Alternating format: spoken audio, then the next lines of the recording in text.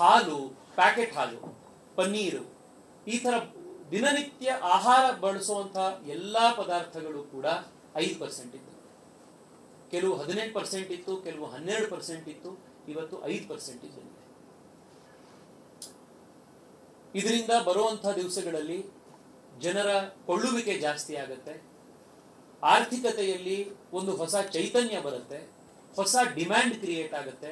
ಹೊಸ demand create ಆಗೋದ್ರ ಜೊತೆಗೆ ಫ್ಯಾಕ್ಟ್ರಿಗಳಲ್ಲಿ ಉತ್ಪಾದನೆ ಜಾಸ್ತಿ ಆಗುತ್ತೆ.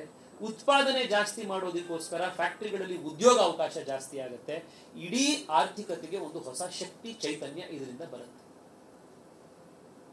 ಇನ್ನು ಇದೆಲ್ಲವೂ ಕಡಿಮೆ ಮಾಡಿದ್ರೆ, ಕ್ಯಾನ್ಸರ್ ಡ್ರಗ್ಗಳು ಕಡಿಮೆ ಮಾಡಿದೀವಿ, ಎಲ್ಲಾ ಮೆಡಿಸಿನ್ಗಳ ದರವನ್ನು 5% ಇಳಿಸಿದೀವಿ, ಬಟ್ಟೆಗಳ ಮೇಲೆ, ಟೆಕ್ಸ್ಟೈಲ್ಗಳ ಮೇಲೆ ಇದ್ದಂತ GST ಇವತ್ತು ಕಡಿಮೆ ಆಗಿದೆ, 5% ಬಂದಿದೆ.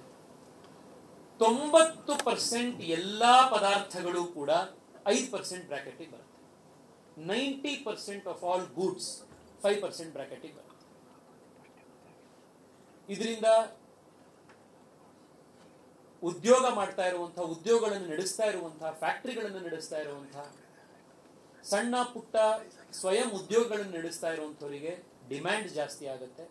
ಆರ್ಥಿಕತೆಯಲ್ಲಿ ಹೊಸ ಚೈತನ್ಯ ಬರುತ್ತೆ, ಹೊಸ ಶಕ್ತಿ ಬರುತ್ತೆ, ಮತ್ತಷ್ಟು ದೇಶದ ಯುವಕರಿಗೆ ಉದ್ಯೋಗ ಅವಕಾಶಗಳು ಸೃಷ್ಟಿಯಾಗುತ್ತೆ. ಇದೆಲ್ಲವೂ ಕಡಿಮೆ ಮಾಡಿದ್ರೆ ಟೊಬ್ಯಾಕೋ ಅಂದ್ರೆ ತಂಬಾಕು ಮತ್ತು ಪಾನು, ಜರ್ದಾ, ಇದ್ರ ಮೇಲೆ 40%ಗೆ ಟ್ಯಾಕ್ಸ್ ಅನ್ನ ಜಾಸ್ತಿ ಮಾಡಲಾಗಿದೆ. ಎಲ್ರಿಗೂ ಗೊತ್ತೇ ಗೊತ್ತು, ಜರ್ದಾ ತೆಗೆದುಕೊಂಡ್ರೆ, ತಂಬಾಕು ಸೇವಿಸಿದ್ರೆ ಆದಷ್ಟು ಬೇಗ ಈ 0% ಕ್ಯಾನ್ಸರ್ ಫ್ರೀ ಡ್ರಗ್ಗಳ ಫಲಾನುಭವಿಗಳು ಅವರೇ ಆಗ್ತಾರೆ. ಆ ಕಾರಣಕ್ಕೋಸ್ಕರನೇ ದೇಶದಲ್ಲಿ ಜನ ತಂಬಾಕು, ಜರ್ದಾ ಇದನ್ನ ಉಪಯೋಗಿಸುವಂಥದ್ದು ಕಡಿಮೆ ಆಗಬೇಕು, ಇದನ್ನ ಸಿನ್ ಗೂಡ್ಸ್ ಅಂತ ಹೇಳಿ ಇದ್ರ ಮೇಲೆ ಅಪಾರವಾದಂತಹ ಒಂದು ಟ್ಯಾಕ್ಸೇಷನ್ ಅನ್ನ ಮಾಡಲಾಗಿದೆ. ಇನ್ನು ನೀವು ಟ್ಯಾಕ್ಸ್ ಸ್ಟ್ರಕ್ಚರ್ ಎಷ್ಟು ಚೆನ್ನಾಗಿ ಮಾಡಿದ್ದಾರೆ ಅಂತ ನೋಡಿ. ಸಾಮಾನ್ಯ ಜನ ಓಡಾಡುವಂಥ ಟ್ರೈನು, ಬಸ್ಸು ಇದೆಲ್ಲವೂ ಕೂಡ 5% ಇದೆ. ಏರೋಪ್ಲೇನ್ ನಲ್ಲಿ ಇಕಾನಮಿ ಕ್ಲಾಸ್ ನಲ್ಲಿ ಹೋದ್ರೆ 95% ನಾವೆಲ್ಲರೂ ಓಡಾಡುವಂತ, ಸಾಮಾನ್ಯ ಜನ ಓಡಾಡುವಂತ ಪ್ರತಿಯೊಬ್ರು ಇಕಾನಮಿ ಕ್ಲಾಸ್ ಅಲ್ಲಿ, ಅದಕ್ಕೆ 5% ಟ್ಯಾಕ್ಸ್ ಇದೆ. ಅದೇ ಬಿಸ್ನೆಸ್ ಕ್ಲಾಸ್ ನಲ್ಲಿ ಹೋಗೋರಿಗೆ 18% ಇದೆ.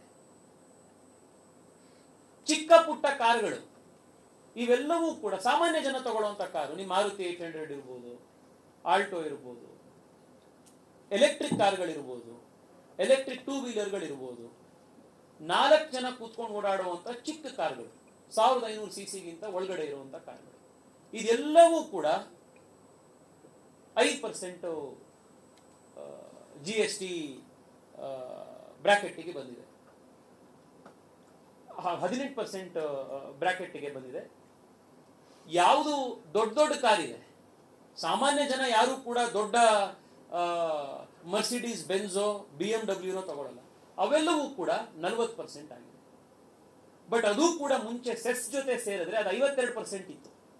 ಅದು ಕೂಡ ಇವತ್ತು ಸೆಸ್ ಎಲ್ಲ ಕ್ಯಾನ್ಸಲ್ ಮಾಡಿರೋದ್ರಿಂದ ಅದು ಬರೀ 40% ಬಂದಿದೆ. ಇದ್ರಿಂದ ಇವತ್ತು ಬೆಳಗ್ಗೆ ಟೊಯೋಟಾದ ಒಂದು ಬಸ್ ನಲ್ಲಿ ಇದ್ದಂತ ಕಾರ್ಯಕರ್ತರ ಜೊತೆ, ಅಲ್ಲಿದ್ದಂತ ಕಾರ್ಮಿಕರ ಜೊತೆ ನಾನು ಮಾತನಾಡ್ತಾ ಇದ್ದೆ. ಅವರೇ ಹೇಳಿದ್ರು, ಈ ಟೊಯೋಟಾ ಪ್ಲಾಂಟ್ ನಲ್ಲಿ ಆಗುವಂತ ಮ್ಯಾಕ್ಸಿಮಮ್ ಉತ್ಪತ್ತಿ ಯಾವುದಿದೆ, ಮ್ಯಾನುಫ್ಯಾಕ್ಚರ್ ಆಗುವಂತದ್ದು, ಅವೆಲ್ಲವೂ ಚಿಕ್ಕ ಕಾರ್ಗಳು, ಸಾಮಾನ್ಯ ಜನ ಓಡಿಸುವಂತ ಕಾರ್ಗಳು, ಇವೆಲ್ಲವೂ ಕೂಡ 18% GST ಬಂದಿದೆ. ಸೊ ಇವತ್ತು ನೀವು ಈ ಇಡೀ ಎಕ್ಸರ್ಸೈಸ್ ನಿನ್ನೆ ಆಗಿರುವಂತದ್ದನ್ನು ನೋಡಿದ್ರೆ ಅದು 3 ಉದ್ದೇಶವನ್ನ ಸಾಧಿಸುತ್ತೆ. ಒಂದು, ಸಾಮಾನ್ಯ ಜನ, ಅದರಲ್ಲೂ ಮಧ್ಯಮ ವರ್ಗ, ಕೆಳ ಮಧ್ಯಮ ವರ್ಗ ಮತ್ತು ಬಡವರು ಯಾರಿದ್ದಾರೆ ಅವರಿಗೆ ದಿನನಿತ್ಯದ ವಸ್ತು, ಶಿಕ್ಷಣ, ಆರೋಗ್ಯ ಇದೆಲ್ಲದರಲ್ಲೂ ಕೂಡ ಅವ್ರು ಇವತ್ತೇನು ಖರ್ಚು ಮಾಡ್ತಾ ಇದ್ದಾರೆ ಅದಕ್ಕಿಂತ ಕಡಿಮೆ ದುಡ್ಡನ್ನ ಖರ್ಚು ಮಾಡಿ ಅವರು ಜೀವನ ಸಾಗಿಸೋದಕ್ಕೆ ಬೇಕಾಗುವಂತಹ ದೊಡ್ಡ ಸಹಾಯ ನಿನ್ನೆ ಆಗಿರುವಂತಹ GST ಸಭೆಯಲ್ಲಿ ಪ್ರಧಾನಮಂತ್ರಿಗಳು ಐತಿಹಾಸಿಕ ನಿರ್ಧಾರವನ್ನು ತೆಗೆದುಕೊಂಡಿದ್ದಾರೆ.